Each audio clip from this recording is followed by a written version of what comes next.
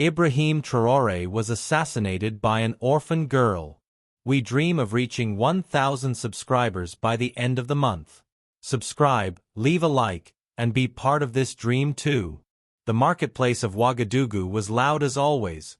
Children weaving between stalls, radios hissing political news, and the scent of roasted peanuts clinging to the air. But one girl moved through it unnoticed. She wore a faded school uniform, though no school claimed her. Her eyes, dark and unblinking, scanned faces as if searching for something lost. No one knew her name. She didn't beg. She didn't speak. The vendors called her La Muette, the mute. At night, she disappeared beyond the alleyways, curling into the shadows of abandoned buildings. And yet, beneath her silence, something stirred. She was not aimless. She was watching. Across the city, President Ibrahim Traoré was preparing for a diplomatic summit with African Union leaders. The tension was thick. Rumors of foreign interference, betrayal among advisors, and secret military buildups were reaching his desk. But Traoré remained calm, as always, a man forged not in comfort, but in conflict. His face was on every wall, every broadcast. To many, he was a savior. To others, a threat. He had survived 2 coup attempts, 5 assassination plots, and the constant shadow of imperial eyes. Yet nothing in his intelligence briefings mentioned a girl. No one warned him that danger might come not from generals, but from silence. The girl had studied him longer than anyone knew. In the orphanage where she'd once lived, before it mysteriously burned down, she had memorized his speeches. Not out of admiration, but out of obsession. Each word he spoke was etched into the back of her mind, each promise measured against the charred memory of her parents' death. No one believed her when she said soldiers came that night. No one asked which flag they carried. And no one ever connected the whispers in her nightmares to the crest on the uniforms. But she remembered. And she waited. That day, the presidential convoy would pass through Avenue Sankara, just as scheduled. Crowds were expected. Flags would wave. The president would step out to greet the people, as he always did. And she would be there, pressed between a mother holding her child and a vendor hawking plantains. In her pocket, she carried nothing but a folded note and a single silver object hidden inside a crumpled juice box. To the world, she was invisible. But she was about to become unforgettable. Security along Avenue Sankara was tighter than usual. Presidential guards flanked the sidewalks, their rifles angled just enough to assert presence without sparking panic. Drones hovered above the buildings, scanning heat signatures, facial matches, and potential threats. Ibrahim Traoré stood in his armored vehicle, partially exposed to the crowd, offering a raised fist of solidarity, a gesture he had perfected over time. The people roared.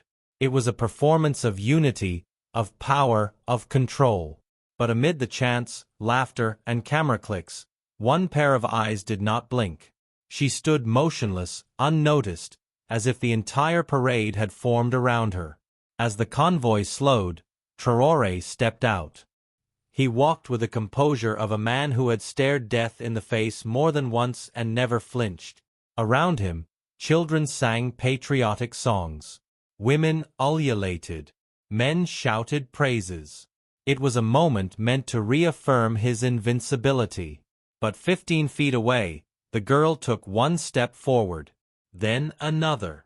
Her eyes locked not on his bodyguards, nor the cameras, but directly on him, as if she'd been walking toward this single moment her entire life. She whispered something under her breath. Not a prayer. Not a curse. Just one word. His name. In the commotion, a guard briefly turned to control a surging crowd of students. That second was all it took. The girl raised the juice box, still sealed, still innocent in appearance, and squeezed. Inside, a handcrafted device, no larger than her palm, snapped forward with a click. It was not a gun. It made no sound. But it released a projectile with surgical precision, striking Traoré just below the clavicle. There was no explosion, no chaos, Just a flicker of confusion in his eyes before his knees buckled and his bodyguards screamed into their earpieces. The president fell. The crowd didn't understand. Not yet. In the seconds that followed, time fragmented. Guards surged. Drones dove. Screams rose. But the girl did not run. She stood still, arms raised. She wanted to be seen. Needed to be. A moment later, a soldier tackled her. The juice box rolled to the curb, unnoticed. And amid the panic, the people realized something impossible. The man who had redefined African defiance was bleeding on the concrete, felled not by a foreign army, but by a child with no name. And while paramedics raced to his side, somewhere in a nearby alley, a piece of paper flapped in the wind, a note she had written by hand. On it, just one sentence: "You forgot what you did." The country fell into chaos within hours. Emergency broadcasts replaced every channel. Military lockdowns were enforced in major cities. Rumors spread like wildfire.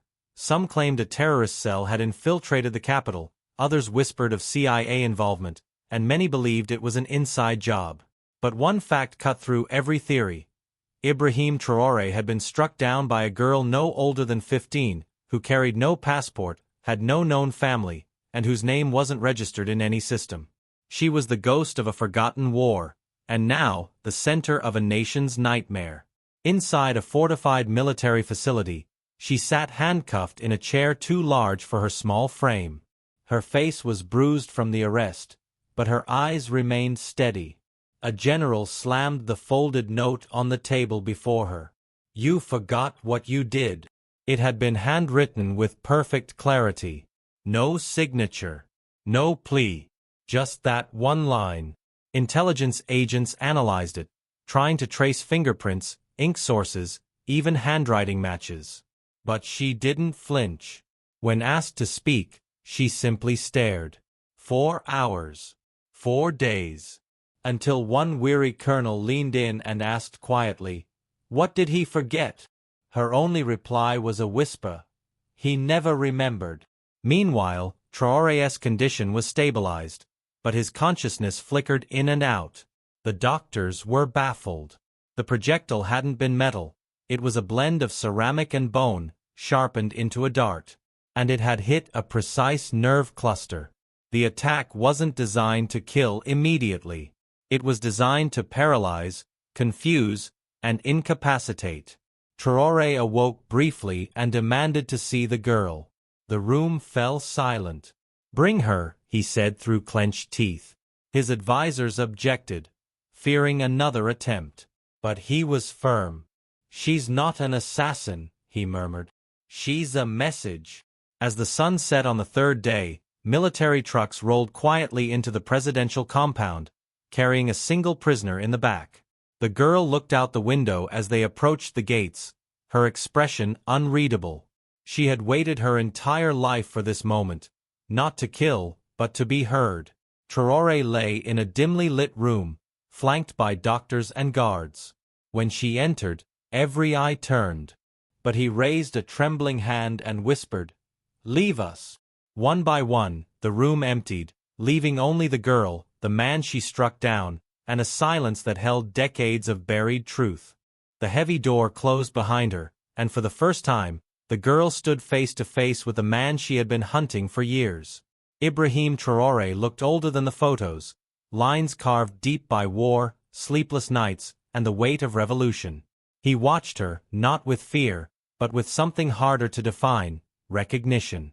"You came a long way," he said, his voice low and cracked. The girl didn't answer. She stepped forward, pulled a thin, tattered photograph from her pocket, and placed it on the table. It was scorched at the edges. 2 adults stood smiling in military uniforms. Behind them, a toddler, her. He leaned forward slowly, his eyes narrowing as he studied the image.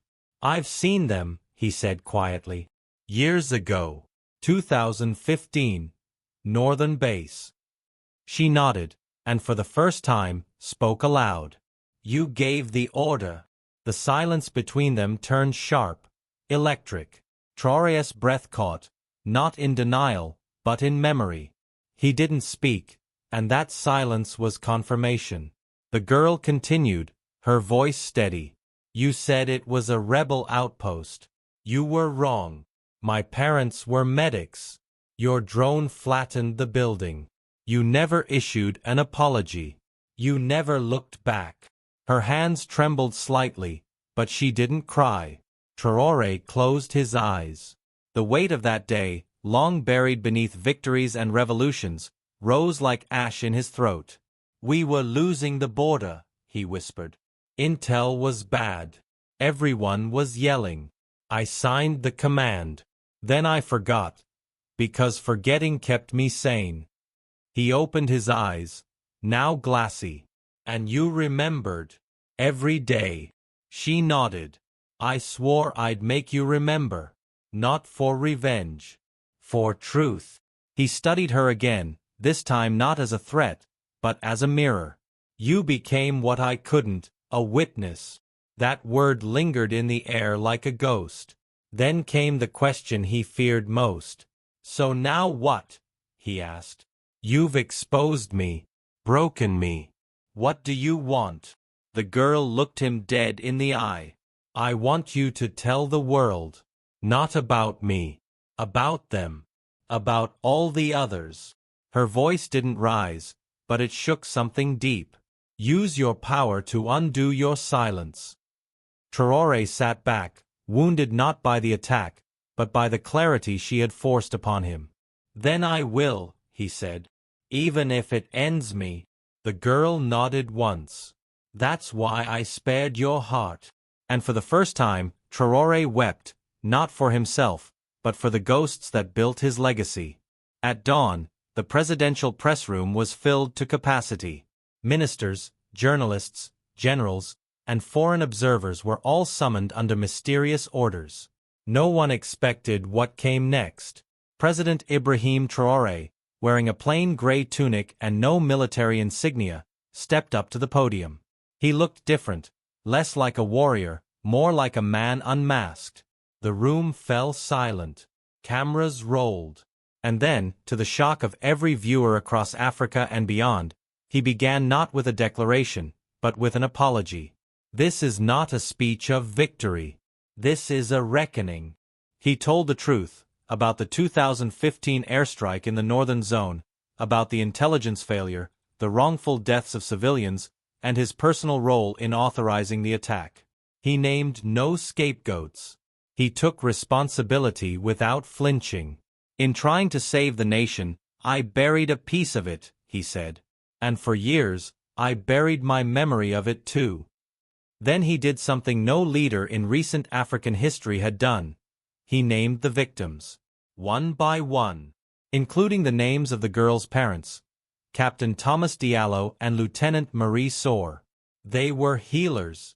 And I became their executioner, he said. The broadcast sent shockwaves through the continent. Social media exploded. Some were enraged, demanding his resignation. Others were in tears, hailing his courage. For the girl, watching from a secure room inside the compound, the moment was surreal. The man who had once erased her family now stood in front of the world with their names on his lips. She didn't smile. She didn't cry. She simply closed her eyes and let herself breathe. Fully, for the first time since she was 6. Her revenge had never been about blood. It had always been about memory. And now the world remembered. Later that night, Traoré's chief of staff entered the president's quarters, visibly shaken. Sir, international leaders are calling. They want statements, explanations, damage control. But Traoré simply waved him away. Let the truth do the damage, he said. Outside, thousands gathered in candlelight vigils. Some mourned. Some prayed. Some just stood in silence. And in the center of that silence stood a new kind of power, not one forged in weapons or applause, but in accountability. Traoré had survived bullets and coups, but it was the truth that finally brought him to his knees, and lifted a forgotten orphan girl into the light. The girl was no longer anonymous. Her name, once lost in the fire that consumed her past, now echoed across Africa. Amira Diallo. Journalists scrambled for any detail. Her age, her background, her motives, but official channels released nothing. Traoré had ordered absolute protection. "She doesn't belong to the media," he said. "She belongs to the truth." And yet, the mystery around her only amplified the story. She had not killed for vengeance. She had brought a nation to its knees with nothing but memory, courage, and silence. People didn't know whether to call her a hero, a child, or a prophet. Across the continent, something began to shift. Students in Senegal held silent marches with signs that read, "We remember." Artists in Nigeria painted murals of Amira's face with the words, "Justice is not a weapon, it's a witness." In Kenya, a girls' school renamed its library in her honor. In Mali, former soldiers confessed to decades-old atrocities, emboldened by Traoré's example. The ripple of her actions didn't stop at borders. It reached into the very core of post-colonial Africa. Where there had been silence, now there were voices. Where there had been forgetting, now there was remembering. And Amira stood at the center of that tide. But Amira never sought fame. She refused all interviews, all honors. When asked by a UN delegation what she wanted now, she replied simply, "Let forgotten names be said out loud." She helped launch the Reckoning Archives, a joint initiative between Burkina Faso and international historians to document civilian casualties in military operations across the continent. Not to shame, but to heal. Her idea was simple: a database where every erased life could have its story restored. It was the kind of justice that didn't require a courtroom, only truth, and the courage to face it. As for Ibrahim Traoré, his popularity faltered among the elite, but soared among the people. He gave up certain powers voluntarily, dissolved a controversial military council, and initiated reforms in national memory policy. "Our future will not be built on buried bones," he declared in Parliament. Amira watched it all from afar, never appearing publicly again. But her name remained on the wind, in chants, in classrooms. Not as the girl who tried to kill a president, but as the orphan who made a continent remember. And somewhere deep inside, she finally allowed herself to whisper her parents' names, and believe they were listening. Ibrahim Traoré no longer walked with the same air of untouchable defiance. His step was slower, more deliberate. He had survived coups, bullets, betrayal, but it was a child's truth that had humbled him. Behind closed doors, some advisors urged him to silence the storm, to erase Amira's narrative and restore dignity. But Traoré refused. "Dignity without accountability is just a lie dressed in uniform," he replied. And so, he leaned into the discomfort. He opened the National Archives. He called for testimonies. He ordered military commanders to submit incident reports going back 20 years. What followed was the largest reckoning in Burkina Faso's modern history. Meanwhile, foreign powers watched with unease. France, in particular, sent private envoys warning that digging too deep could destabilize regional cooperation. But Traoré responded publicly. "Africa has been destabilized for centuries not by truth, but by silence." His defiance electrified younger generations across the continent. Universities hosted panels on memory and power. Former soldiers wrote memoirs. A new political vocabulary emerged, less about liberation and more about restoration. The idea that true independence required not only throwing off colonizers, but confronting internal ghosts, was now on fire. Amira's act had opened a wound, yes, but also a path. For Traoré personally, the change was profound. He began meeting regularly with families affected by past military errors, quietly, with no cameras. At one such meeting, an old woman handed him a child's bracelet, found in the rubble of a drone strike years ago. "This was her voice," the woman said. Traoré held it in his hand for a long time before replying, "Then I carry her voice now." These encounters transformed him. He was no longer just a revolutionary president. He was becoming something rarer, a leader willing to dismantle his own myth. One who understood that some of his scars were not heroic, but inherited and in need of tending. And what of Amira? From a secure, undisclosed location, she continued to guide the reckoning archives. She sent handwritten letters to families whose names were added to the list. In one such letter she wrote, "We are not here to shame the past. We are here to set it free." People began calling her the Keeper of Names. But she insisted her identity was not the point. "I don't need a statue," she once told an advisor. "I need a generation that won't need to become me." Her presence became mythic, not because she vanished, but because she had already said what needed to be said. And the world was still listening. Months after the incident, the African Union convened an emergency summit in Addis Ababa. What was originally meant to be a trade negotiation transformed into something entirely different, a continental reckoning. Traoré, now visibly older and carrying a cane since the injury, stood before 34 heads of state and dozens of observers. The hall buzzed with tension. Everyone had seen what happened in Ouagadougou. And now, they were waiting to see whether this man, this president-turned-confessor, could push his truth beyond borders. He began not with diplomacy, but with Amira's name. "She taught me," he said, "that we cannot build unity on the bones we refuse to name." Some leaders clapped. Others shifted uncomfortably. Traoré didn't stop. He proposed a continental project, the African Memory Pact, a coalition of nations agreeing to open sealed archives, admit past wrongs, and launch national platforms for citizens to testify about abuses committed not only by colonial regimes, but by post-independence governments. "It is not enough to say we are free," he declared. "We must be clean." The proposal was revolutionary and dangerous. More than a few presidents whispered of regime collapses if the truth were unshackled. "We all have our ghosts," one murmured. "But our children deserve the light," Traoré answered. Surprisingly, it was the youngest leaders, women from Rwanda, Ghana, and Namibia, who rallied behind him first. One by one, they stood. They spoke of disappeared journalists, silenced protests, hidden massacres. And one by one, they pledged to join. The hall shifted.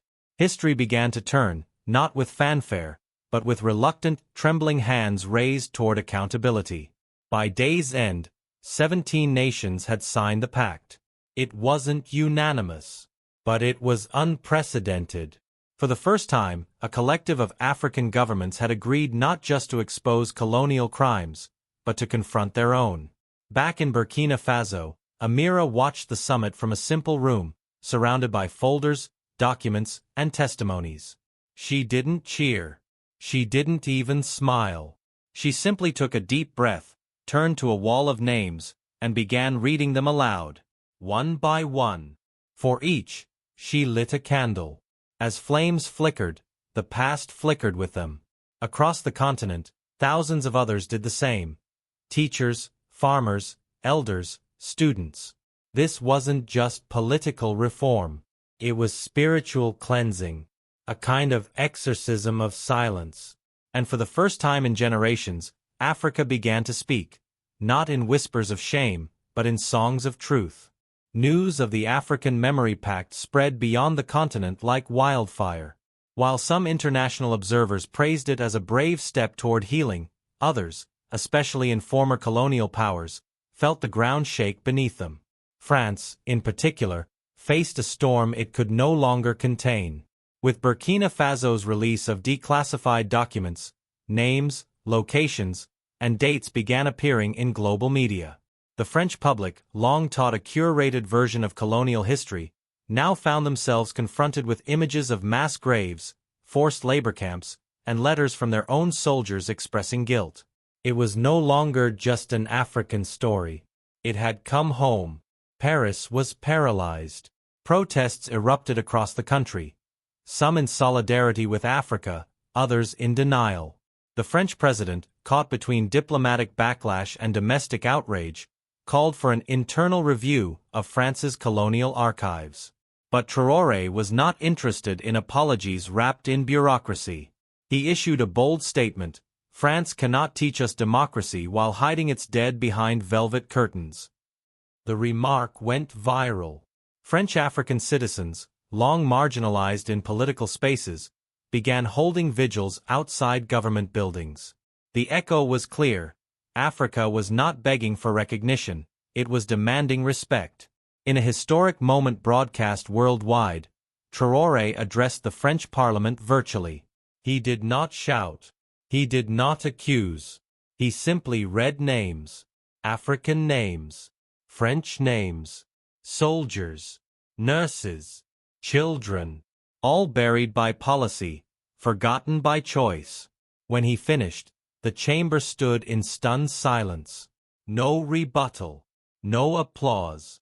Just a long, uncomfortable stillness that said, "We heard you." Outside, thousands gathered in front of the Eiffel Tower, lighting candles not in anger, but in mourning. Mourning a history that had been denied, and a future that could no longer be built upon that denial. Back in Ouagadougou, Amira sat with a letter in her hand. It was from a retired French colonel who had served in Burkina Faso during her parents' time. "I knew them," it read. "They saved my life. I watched them die from afar. I was a coward. I never said a word. Until now." Enclosed was an old photograph, her parents, arms around a young French soldier, all smiling. Amira held it to her chest, tears finally falling. The man who took her family had faced her. The nation that buried her story had opened its vaults. And now, the world was remembering. Not just names, but dignity. A year had passed since the moment Amira walked into the presidential palace with a gun. What began as a silent confrontation between a grieving orphan and a powerful president had grown into a continental revolution and a global awakening. At the African Union headquarters, a new monument was unveiled, a circle of bronze chairs, each empty, each bearing the engraved name of a person lost to state or colonial violence. In the center, a single chair faced outward, with no name. It represented the witness, the one who would no longer be silent. It was named for Amira Diallo. President Ibrahim Traoré stood beside the monument, visibly thinner, quieter, but with a different kind of strength. "This is not the end of power," he said. "This is its rebirth." Behind him stood leaders who had once dismissed him. Now, they followed his lead. The African Memory Pact had grown to include 31 nations. An international tribunal on post-colonial reparations was underway. Schools across the continent introduced a new subject, remembrance studies, teaching students the truths that had been erased from their history books. For the first time, young Africans were learning who they were, from themselves. Outside Africa, the ripple became a wave. South American nations launched their own archives, inspired by the reckoning model. Caribbean leaders demanded the return of cultural artifacts. Even within Western nations, new generations questioned inherited narratives. Museums reopened exhibits with revised captions. Statues came down, not to erase history, but to tell it fully. What had begun with one girl and one truth had evolved into a global remapping of memory, justice, and identity. Borders were no longer just lines on land. They were lines between forgetting and remembering, and people had chosen to remember. Amira never returned to public life. She declined interviews, awards, and even an honorary doctorate from Oxford. Her last known letter simply read, "If justice must wear a face, let it be the face of every child who still waits for the truth." She disappeared into quiet service, teaching, recording names, restoring grave sites. But the world didn't forget her, because in remembering her, it remembered itself. And so, the orphan who walked into the palace with a gun walked out of history with something far more powerful: a legacy. One carved not in vengeance, but in truth. One that would echo across time. Forever. If you made it this far, comment where you're watching from and let us know if the story of justice moved you.